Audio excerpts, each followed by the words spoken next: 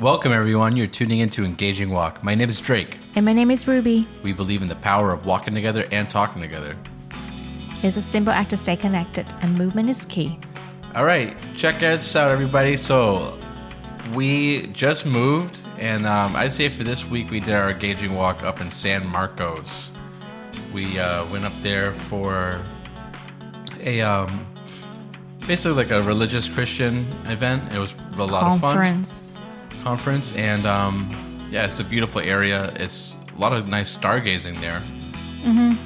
It's nice and quiet, beautiful. It's near Oceanside, near like the Marine Corps' Camp Pendleton, pretty close to there, in that area.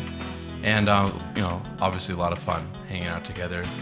And it's actually some place that we go to like around like once a month. We used to go a lot more frequently, but yeah, so this week that actually brings us into this main topic for this week, which is going to be family culture and setting up your family culture and why that's really important.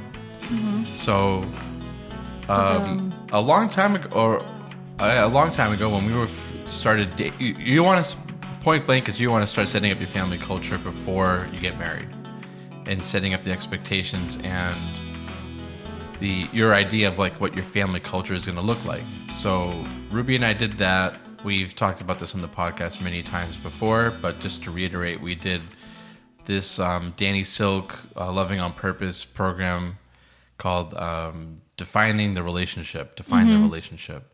It's a 10-week program where each week you go over different very important topics. Mm-hmm. And one of them is this idea of like your family culture, your family norms. What does your new normal look like? Mm-hmm. So, let's ask Ruby, because she was the one that found this whole program. What brought you to Danny Silk, and how did you discover Defining the Relationship? Well, Danny Silk and his family is very famous for relationship building and healthy family culture, and the way he approached it is just so unique and profound, and that's why I reached out to basically his ministry, and then as I go through it, I saw the define the relationship, and so the very first thing that when if you're interested in that, especially if you are in the stage of dating and get to know that person, it's just he told us that statistically 30% of the people took that class walk out with marriage, and the rest they would like, oh, actually I don't think we are a good fit. So that will hit me like, this is the good check, because I'm committed and I'm serious with the relationship. And I also sense the same things from you. So I think like, hey, if we are really, want to define this relationship, let's do this. So that's why we took the class, the course, and I think that week when we talk about, I believe the title is like your normal, like the way you grow up is your normal, but then two individuals have different normal and how you bring it together, and that is the beginning stage of forming your culture, and because it's just finding the common ground for two individuals to start create the family, because now it's not my family's culture, it's not your family culture, it's our family culture, and it's up to us to decide what is it going to look like, and that is going to be the foundation of what we're fighting for, what we protect, and also that's what are we going to pass on to our children. And that I think is very important to have the family culture formed at the beginning stage of even before marriage. Yeah, and this whole idea of defining the relationship is really important, because a lot of people now, whether they call it like hookup culture or talking phase is fine, but you should be dating with a purpose. You should be dating with okay, this is something that I don't want to waste my time. I want this to come into a marriage at a certain point. And that timeline is different for everybody at different stages of their life, but that should be the goal of why you're dating. And the dating is a feeling out process of like, hey, are we a good fit for each other? And then, okay, so we are a good fit for each other. So let's work on these ideas of like what our future is going to look like and talking about them and setting up those expectations, which does happen when you talk about what was normal for you growing up with your family and what it was normal for your significant other becoming your spouse, what was normal for them, and then like what you want, because what you want is maybe pretty similar, maybe different depending on how you grew up from what you experience and then what you want with your partner. So I know for like in my case, I grew up with, a very different household, like pretty much like a single family household with grandparents that were intervening most of the time. Whereas with Ruby, she lived with her mom and her dad. So a lot of my references for like how a man acts in the house was from my grandfather. So we had to kind of go over that a lot when we were, understanding each other and like our childhood and how they shaped the person that we are today. Yeah, and also like how you celebrate certain events, and on top of that, we are from different cultures too. So we have a lot of topics to discuss with, and it was great because you get to know different normals from your own, and you get to create the healthy one that you want to pass on to your family. And let's get deeper into how to form the culture as a marriage couple. I think it's like looking back to our list and all our discussions, because the thing that we did is that when he was on deployment, so the only thing that we can communicate is through Google Drive. So we literally have the list, and then we type it down our answer. So I can read his answer, and then he can read my answer, and then it's a lot of work in typing, but I always can go back and see the time. And for me, it's just like very, sweet moments, like, oh, at this time, at this date last year or 2 years ago, you wrote this.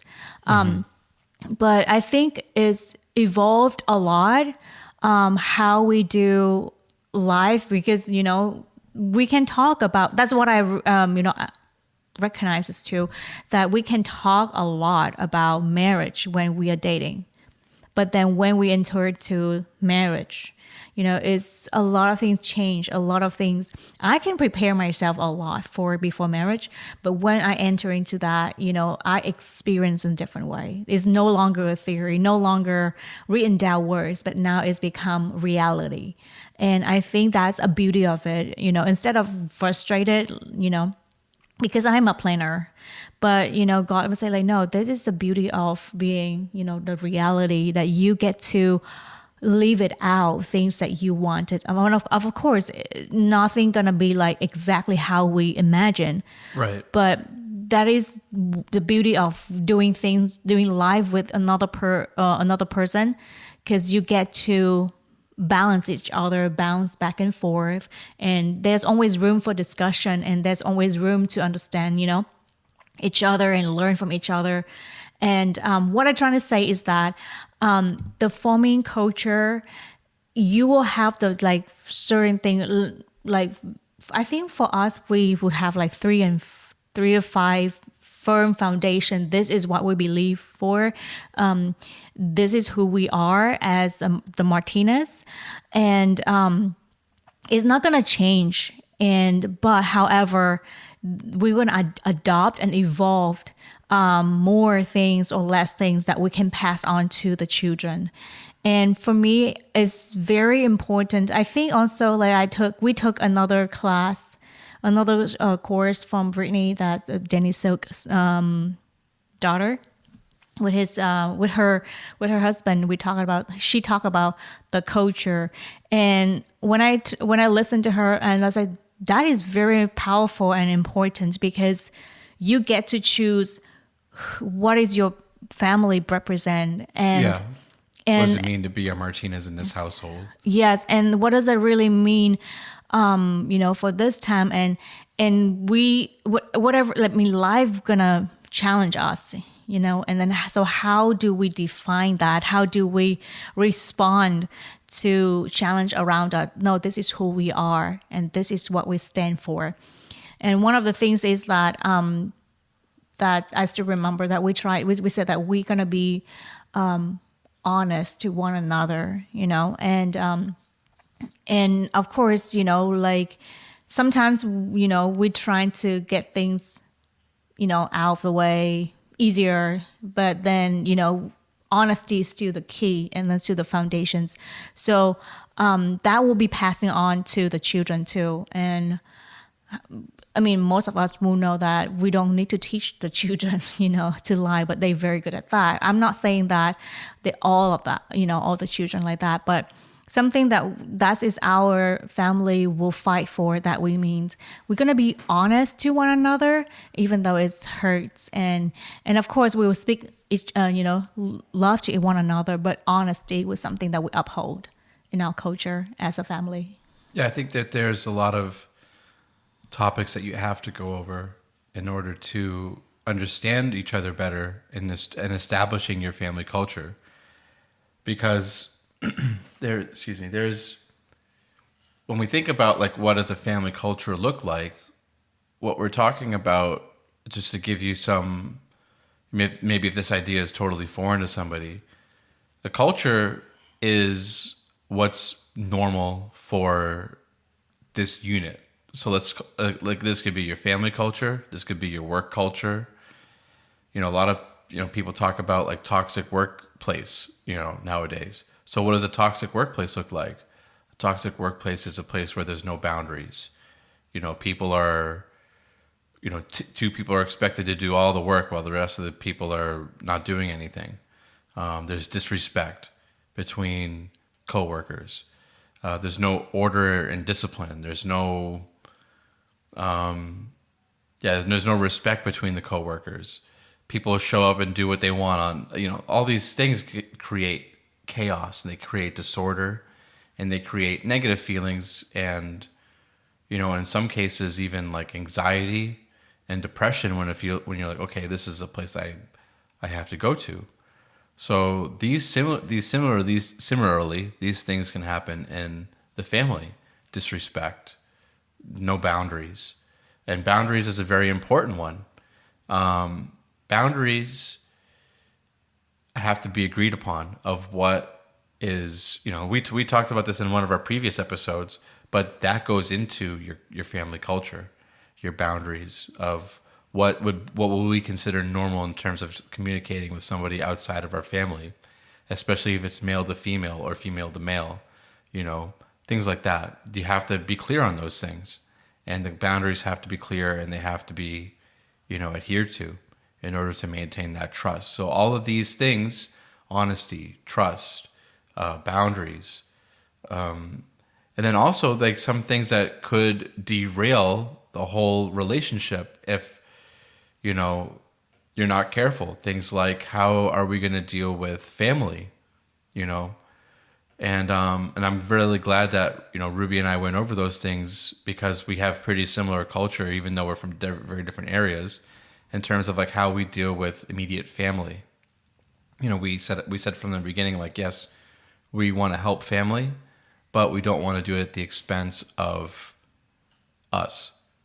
So there's a whole lot of things to discuss, and yeah, life changes. Like Ruby was talking about, theory then becomes put into practice, but at least we have these standards and norms that we agree like are important to us and important to each other going into our family. So as for the Martinez, we agree on that we will communicate honest with each other, and we choose love over fear, and we choose connection, and we will fight for the justice. We will represent, the love of God, and be kind and nice and be generous to the people around us. And that is something that we're gonna teach the kids, and when they are coming into our life. But that is something that two of us going to be uphold. And like I usually share with Drake, like, hey, if we roll this down, that means we're going to be the one that leading that first. And kids will observe and follow us. And of course, but we need to do it first. And there's no other better time than start right away. And it's again, like, because we start something new, that means we're gonna have room for reminding each other, like, hey, this is our culture, let's follow that. Because again, two people just merging and create something new, and it needs time for implement, and it needs time to form a new culture. And for me personally, like, I would love for us to so firm on that culture, so when the kids come, we can just pass it on instead of struggling and still learning the new culture. Yeah. Yeah, what was some of the important aspects of like developing our culture for you, like when we first started living together? For me? Mm-hmm. Can you say that questions again? It's like, what was some of the important aspects of developing our culture together when we first started living together as a married couple? Well, I would say communication. And then again, just be nice and be kind to each other, and remind, hey, this is what we agree on, and let's do that. And encouragement, affirmation when I see you doing things that we agree on. Like, hey, great job on that. And just be kind and be nice to each other, and encourage each other to do the new culture that we agree on. Mm-hmm. What about you? I think in the beginning, there was a lot of struggle in terms of, we might have mentioned this in previous podcasts, it was worth reflecting on again, is this idea behind how much of a planner Ruby is, and how, like, I'm just like, yeah, well, this is what we're going to do today. And like, she's like, that doesn't work for me. Mm-hmm. I want a plan for the week. And again, do we always adhere to our plans for the week? Not really. We more or less do. Sometimes, some weeks more than others. But I think over the course of time, we've become better at it.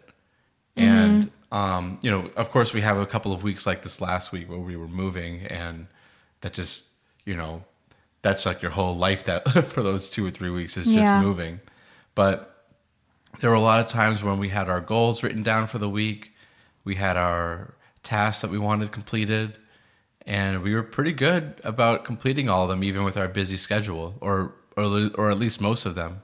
Mm-hmm. And that was a process that from the beginning was not a thing. From the first week that we started living together as a married couple, we didn't have, a calendar. We didn't have like tasks. We didn't have goals for the week. I did. But we didn't have it as like a married couple. Yes. And then that slowly over time became a thing. And now it's one that Ruby doesn't even need to tell me, like, oh, hey, let's get our goals for the week. A lot of times I write them down. Mm-hmm. And she's more on top of the calendar, and I'm more on top of the tasks. And then, but the main idea, and what I've learned from that experience, is meeting each other halfway. Like, so it'd be one thing for me to be like, you know what, that's not how my brain works. I don't want to do it. And that's the end of it.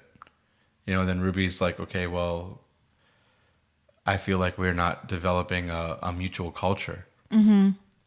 And then I could be like, well, you know what? That's too bad because I don't work that way. You could work that way and I'll work my own way. And then that's again, this is not connecting. This is disconnecting because my goal is to connect with you through the calendar. You know, so it's the whole point of it is so that we have time for date nights, so that we have time for things that are important to us. And you know, I'm not saying everybody needs to have a calendar. Everyone needs to have a couple's task list.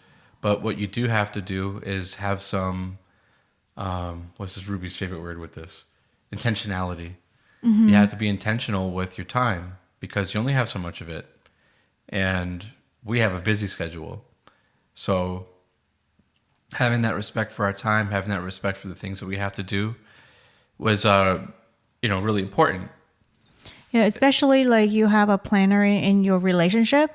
And for me, I would just speak from my end that as a planner, if things that doesn't work the way that is planned, it stress that person even more. It stress me out even more because I spend so much time to look over the planner and schedule it. And so now it doesn't happen, the way it is. So it's wasting my time to plan it.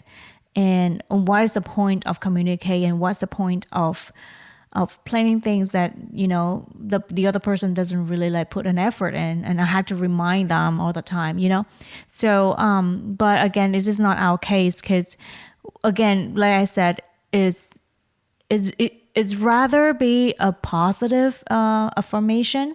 Like, hey, good job on doing the weekly task. I appreciate that. Great. And sometimes it remind me like, hey Ruby, what is the plan for the week, for the month, so it's encouraging one another, and it definitely is going to be a clash between two cultures or two normals comes together, but I think it, again, to be a positive approach.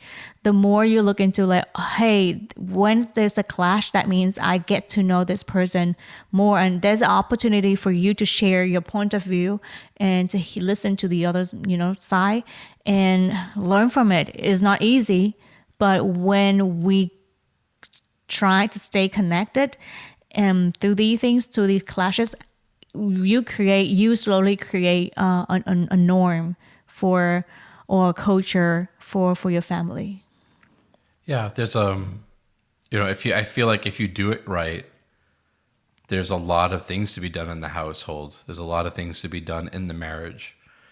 And in my work, like a lot of times I think about this, especially in military families, that there's so many people that have so much dedication to their work, which is good, but at the same time, you have to make room for your family, and family has become much more important to me.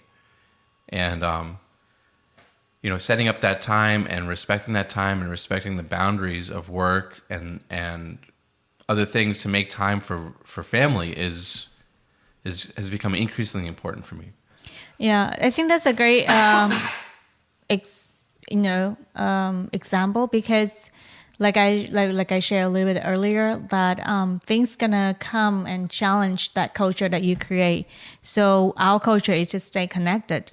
So how do we stay connected when from work challenge and demand from work? And of course, later on, if you have children, they have their own schedule too. So Yep. if we don't have a culture that form, and then we agree upon, and New also things the get thrown in there. and then the children were not clear about who they are as a family unit, things can put in there. I think I heard someone say that if you don't plan your life, someone else will plan it for you, and you don't want that. Or work can plan it for you, or your friends can plan it for you. And I think it's very important to form a family culture, and it just builds so much unity, and so clear that this is my goal for the family to run, and It's just like you have your own team, you know. Yeah, I'd say in the, we came up to we're coming up to our anniversary, Woo woo. and in this year we've grown a lot, and we've grown a lot together, and in ways that you can't grow on your own, and because you're growing with another person, so all these things, your family schedule, the things you're going to do as a couple, trips you're going to be going on, finances, work schedule, important paperwork. There's so many things that life can throw at you that you have to handle as a couple, and unexpected things. Car needs new tires. Unexpected, life events, and then of course over the course of this year, we had a new dog and other things that happened. So all of these things come together, and there's other things that are going to come into your relationship too. Like we had a series of issues with our previous landlord that we had to deal with together, and how I dealt with that situation with my wife living with me was totally different than the way that I would deal with it by myself. Because at a certain point, what you have to also understand, especially as men, is if something's bothering your wife, it's bothering you. Maybe it doesn't bother you particularly. Happy life. I mean, maybe you can be honest about it. Like there was weed smoke that was coming into the apartment, and it would bother me sometimes, but other times I'd just be like, well, I grew up in the hood. I'm kind of used to this. But for Ruby, she was like, this is intolerable. I can't go on like this. So I can't at that point just be like, oh, okay, well, you just kind of have to deal with it, babe. Her problems then become my problems, and I have to fight them like they're my problems because they are. And that's our family problem at that point. So especially as men, you have to take on the issues that your wife is having and have ownership of them. Maybe the fact that, your neighbor's cat eating, the grapes or whatever that you have in your yard. If it's really bothering, your wife, you have to address the issue, and your issues become you're together. the head of the household. Yeah, you're the head of the household, and but and I remember when I was going through that, and I was just like every day battling with these people in terms of like trying to make this this problem go away. I remember people at work were like, "Hey, I could see that this is really bothering you, and it's like something that you put a lot of time and energy into making sure that like, your family's good, and I respect that, and that's how we have to deal with problems, and that's like taking ownership. It's not taking control over another person. It's taking ownership and saying like, yes, we're a partnership, we're a team, and we act like it. So one more thing that I think also, like if you have been married for years, it's also good to like sit down and talk, because you have more depth into of your marriage. So sometimes, again, life happens and children just get you busier in your life. And I just take some time and, to review and revise your family culture. And, that will be a great, time to look back on like who we are as a family, and how do we show it strong and firm for people around us, that hey, this is who we are, and this is who we represent. And that will be a good family catch up, and almost like a renewal of vows almost, but reviewing not the your family vow, but culture. like this also involved into your children too. Like, hey, this is who we are as as a family. And I think that will be powerful to because when we know who we are and what we represent for, we kind of like, that's our focus, and we live for it. Yeah, Yeah, so we're going to continue on with this series about developing and reviewing family culture, and how and this really important topic is a lot of like the meat and potatoes of relationship. So just like our intimacy series, we're going to continue on with this topic next week, and also make sure that you look out for our Yosemite Sequoia trip. We have that special. So hopefully it's out by now, but it's crunch time, and we're and it was a really great trip, and we're really excited to see you guys experience that trip with us. Yeah. So with that, we're going to be wrapping up this week's episode, and we're going to go more into family culture next week. So make sure that you like, subscribe, comment, and give us your feedback if you're on Apple Music Podcasts, or if you're on Spotify. You're watching our videos on YouTube. We appreciate you guys. We're also on Facebook and Instagram, so make sure you check out our account there. It's Engaging Walk. You can also find out more information at www.engagingwalk.com. And is there anything else, or? Well, we will move to our assignment that if you have not created your family culture, it's time for you and just, take a walk and ask your partner, like, hey, what do you want us to know for? And how do we, what is that? So that we can start writing down. And start off small. Start off with like 3 items of what you would like to see your family culture look like, and just go back and forth on it, and make sure that you're clear on those understandings. Yeah, and that is that probably would be our assignment for this week. Yeah, 3 items that you'd like to see in your family culture, and share them with us. Share these ideas in the comments. Well, with that, we want to thank you guys for tuning in. My name is Drake. And my name is Ruby. And we are signing out. Bye.